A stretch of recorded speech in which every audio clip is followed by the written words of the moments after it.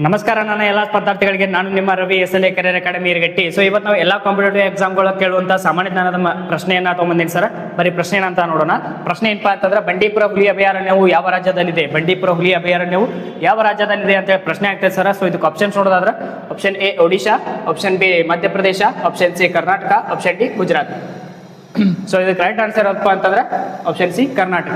ಈ ಬಂಡೀಪುರ ಹುಲಿ ಅಭಯಾರಣ್ಯ ನಮ್ಮ ಕರ್ನಾಟಕದ ದಕ್ಷಿಣ ಭಾಗದ ಜಿಲ್ಲೆಗಳಾದಂತಹ ಚಾಮರಾಜನಗರ ಮತ್ತು ಮೈಸೂರು ಜಿಲ್ಲೆಗಳಲ್ಲಿ ಕಂಡು ಬರ್ತೈತೆ ಸರ್. ಸೊ ಇದು ತಮಿಳುನಾಡು, ಕರ್ನಾಟಕ ಮತ್ತು ಕೇರಳ ರಾಜ್ಯಗಳ 3 ರಾಜ್ಯಗಳ ಒಂದು ತ್ರಿಜಂಕ್ಷನ್ ಆಗೈತೆ ಅಂತ ಹೇಳ್ಬೋದು.